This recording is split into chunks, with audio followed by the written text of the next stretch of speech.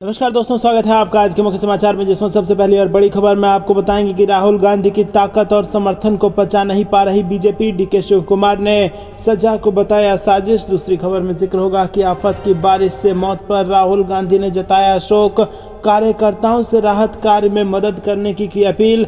तीसरी खबर में जिक्र बिहार का, लालू नीतीश ने संभाला मोर्चा, विवादित बयान देने वाले नेताओं को लगाई फटकार और साफ साफ दिया निर्देश। और इसी के साथ चौथी खबर में जिक्र मध्य प्रदेश का, पीसीसी चीफ कमलनाथ के बंगले पर बैठक, सरकार को घेरने के लिए मुद्दों पर बनेगी रणनीति। और खबर में आगे बताएंगे कि उद्धव ठाकरे ग्रुप के संपर्क में शिंदे सेना के कई एमएलए, मंत्री पद को लेकर बढ़ रही बेचैनी। दोस्तों, हर एक खबर की गहराई में आपको ले जाएंगे, लेकिन उससे पहले अगर आपको भी ऐसा लगता है कि 2024 में बदल रही है देश की सरकार, तो कमेंट में अपनी राय बताइए, वीडियो लाइक कीजिए और चैनल सब्सक्राइब करके बेल आइकन दबाइए। रुक करते हैं सबसे पहली और बड़ी खबर की तरफ। राहुल गांधी की ताकत और समर्थन को पचा नहीं पा रही है भाजपा, डीके शिव कुमार ने सजा को बताया साजिश। जी हां दोस्तों, आपको बता दें कि मोदी सर ने मामले में कांग्रेस के पूर्व अध्यक्ष राहुल गांधी को मिली 2 साल की सजा को लेकर कर्नाटक के deputy CM DK Shiv Kumar ने बीजेपी और केंद्र की नरेंद्र मोदी सरकार पर बड़ा हमला बोला और उन्होंने राहुल गांधी के खिलाफ कार्रवाई को बीजेपी की साजिश बताया। कर्नाटक के deputy CM DK Shiv Kumar ने कहा कि चूंकि राहुल गांधी देश के लिए आवाज उठाना चाहते थे, इसीलिए उन्हें कोर्ट द्वारा अभूतपूर्व सजा दी गई है।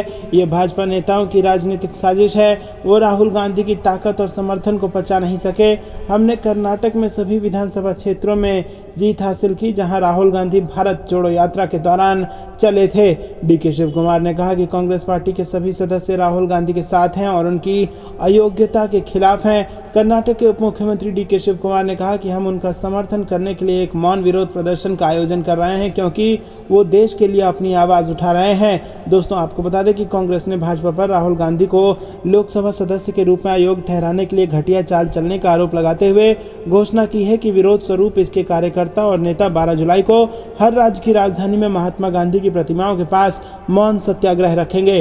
रुक करते हैं अगली ब्रेकिंग न्यूज की तरफ। आफत की बारिश से मौतों पर राहुल गांधी ने जताया शोक, कार्यकर्ताओं से की राहत कार्य में मदद करने की अपील। जी हां दोस्तों, कांग्रेस के पूर्व अध्यक्ष राहुल गांधी ने सोमवार को राजधानी दिल्ली समेत उत्तर भारतीय राज्यों में हुई भारी बारिश के कारण हुई कई लोगों की मौत पर शोक व्यक्त करते हुए कहा कि हम सभी को आपदा की कठिन चुनौती का मिलकर सामना करना होगा। उन्होंने पार्टी कार्यकर्ताओं से राहत कार्यों में मदद करने का आग्रह किया और राहुल गांधी ने एक ट्वीट में कहा कि हिमाचल प्रदेश, उत्तराखंड एवं अन्य उत्तर भारतीय राज्यों में भारी बारिश एवं भूस्खलन से जनहानि की खबर अत्यंत दुखद है। मैं सभी पीड़ित परिवारों के प्रति अपनी गहरी संवेदना व्यक्त करता हूं और घायलों के शीघ्र स्वस्थ होने की आशा करता हूं। सभी कांग्रेस कार्यकर्ताओं से अनुरोध है कि राहत कार्य में प्रशासन की मदद करें। हम सभी को मिलकर इस प्राकृतिक आपदा की कठिन चुनौती का सामना करना होगा। राहुल गांधी की टिप्पणी उत्तर भारत के कई हिस्सों में भारी बारिश, भूस्खलन और अचानक आई बाढ़ के बाद आई है, जिसमें पिछले 3 दिनों में कम से कम 19 लोगों की जान चली गई है। हिमाचल प्रदेश सबसे ज़्यादा प्रभावित हुआ क्योंकि राज्य की सभी प्रमुख नदियां उफान पर हैं, जिससे सामान्य जनजीवन ठप हो गया है। रुक करते हैं अगली ब्रेकिंग न्यूज़ की तरफ। बिहार से आ रही है, लालू नीतीश ने संभाला मोर्चा, विवादित बयान देने वाले नेताओं को लगाई फटकार, साफ साफ दिया ये निर्देश। या दोस्तों, बिहार में पिछले एक हफ्ते से आरजेडी जेडीयू नेताओं के बीच चल रही जुबानी जंग के बीच बिहार के मुख्यमंत्री नीतीश कुमार और आरजेडी सुप्रीमो लालू प्रसाद यादव ने महागठबंधन को बचाने के लिए खुद ही मोर्चा संभाल लिया है। दरअसल बीते कुछ दिनों से बिहार के सियासी गलियारे में चल रही महागठबंधन में टूट की खबरों का खंडन करते हुए नीतीश कुमार और लालू प्रसाद यादव ने विवादित बयान देने वाले नेताओं को फटकार लगाई। बीते कुछ दिनों से इशारों ही इशारों में नीतीश कुमार पर लगातार हमला कर रहे आरजेडी एमएलसी सुनील सिंह को दोनों ही बड़े नेताओं ने नसीहत दे डाली है। महागठबंधन विधानमंडल की बैठक को संबोधित करते हुए नीतीश कुमार ने साफ साफ कहा है कि बीजेपी अगर मजबूत हुई तो सभी दलों का नुकसान होगा, इसीलिए हम लोग बिहार में बीजेपी का दाल नहीं गलने देंगे। सूत्रों के मुताबिक मुख्यमंत्री नीतीश कुमार ने कांग्रेस विधायक अजीत शर्मा और आरजेडी एमएलसी सुनील सिंह को फटकार लगाते हुए कहा कि आप लोग बीजेपी के संपर्क में हैं। सूत्रों के अनुसार नीतीश कुमार ने महागठबंधन के सभी एमएलए एमएलसी को केंद्र सरकार की नीतियों को लेकर कई बातें बताई। रुक करते हैं अगली ब्रेकिंग न्यूज की तरफ।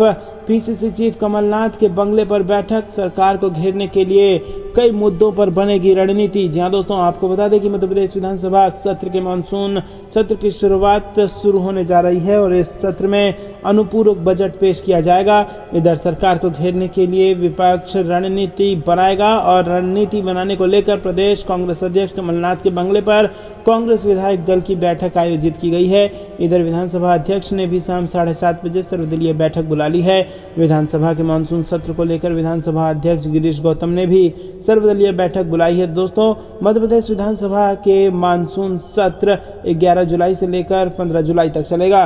रुक करते हैं अगली ब्रेकिंग न्यूज की तरफ। उद्धव ठाकरे ग्रुप के संपर्क में शिंदे सेना के कई एमएलए, मंत्री पद को लेकर बढ़ रही है बेचैनी। जी हाँ दोस्तों, महाराष्ट्र में चर्चा है कि मानसून सेशन शुरू होने से पहले एक बार फिर से कैबिनेट विस्तार हो सकता है और इस महीने की शुरुआत में ही अजीत पवार की लीडरशिप में आए एनसीपी गुट के 9 मंत्रियों ने शपथ ली थी। इसके बाद अब एकनाथ शिंदे और भाजपा गुट के भी कुछ नेताओं को मंत्री पद दिया जा सकता है। इस बीच एकनाथ शिंदे समर्थक विधायकों में ये जानने के लिए बेचैनी है कि आखिर उनका नाम कैबिनेट विस्तार में हो या फिर नहीं।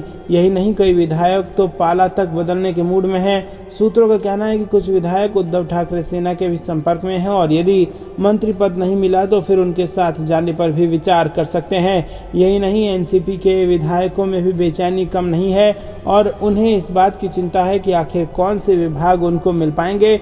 और इन विधायकों शपथ लिए 1 सप्ताह से ज़्यादा हो गया है, लेकिन अब तक विभागों का आवंटन नहीं हो सका है। पिछले दिनों अजीत पवार ने वित्त मंत्रालय, ऊर्जा मंत्रालय समेत कई अहम विभाग मांगे थे, लेकिन शिंदे गुट को इस पर आपत्ति थी और ऐसे में उन्हें विभागों का बंटवारा नहीं हो सका है।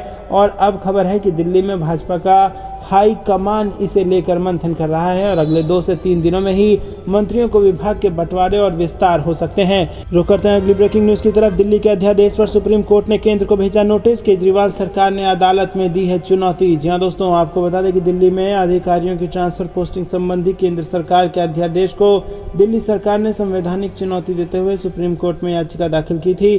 दिल्ली सरकार की याचिका पर सुप्रीम कोर्ट ने फिलहाल रोक लगाने की गुहार टालते हुए नोटिस जारी किया है। बता दें कि कोर्ट अध्यादेश पर रोक लगाने की मांग पर अगले सोमवार यानी 17 जुलाई को सुनवाई करेगा।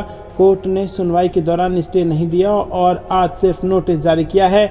दिल्ली में अध्यादेश के साथ साथ अनुबंध के आधार पर दिल्ली सरकार के विभिन्न विभागों में सलाहकार और फेलो के रूप में नियुक्त किए गए 400 से ज़्यादा लोगों को हटाने के आदेश पर रोक लगाने की मांग फिलहाल टालते हुए कहा कि अगले सोमवार को दोनों मुद्दों पर सुनवाई करेंगे। दोस्तों, रुक करते हैं अगली ब्रेकिंग न्यूज़ की तरफ। सुप्रीम कोर्ट पहुंचे उद्धव ठाकरे, शिवसेना के नाम और चिन्ह को लेकर लगाई याचिका, कोर्ट 31 जुलाई को करेगा सुनवाई। जी हाँ दोस्तों, शिवसेना पार्टी और उसका चुनाव चिन्ह की लड़ाई सुप्रीम कोर्ट पहुंच गई है। शिवसेना पार्टी और उसका चुनाव चिन्ह एकनाथ शिंदे को दिए जाने के खिलाफ उद्धव ठाकरे की याचिका पर अब सुप्रीम कोर्ट सुनवाई को तैयार हो गया है। सीजेआई ने कहा है कि कोर्ट 31 जुलाई को इस मामले पर सुनवाई करेगा। उद्धव ठाकरे की अपनी याचिका में चुनाव आयोग का फैसला रद्द करने की मांग की गई है। दरअसल चुनाव आयोग ने धनुष बाण चुनाव चिन्ह और पार्टी पर शिंदे गुट को अधिकार दिया था, जिससे ठाकरे ग्रुप ने चुनौती दी है। महाराष्ट्र के पूर्व सीएम उद्धव ठाकरे ने इस फैसले पर कड़ी प्रतिक्रिया दी थी और उन्होंने कहा था कि कोर्ट के फैसले से पहले चुनाव आयोग का फैसला देना गलत है और उन्होंने कहा था कि यदि पार्टी का वजूद विधायकों और सांसदों की संख्या के आधार पर तय होता है तो कोई भी पूंजीपति विधायक सांसद को खरीद सकता है और मुख्यमंत्री बन सकता है। आपको क्या कुछ लगता है कमेंट में जरूर बताइए। वीडियो लाइक करना मत भूलिएगा। ये थी दुनिया की सारी जरूरी और बड़ी खबरें। अंत तक बने रहने के लिए बहुत बहुत धन्यवाद। जय हिंद, जय भारत।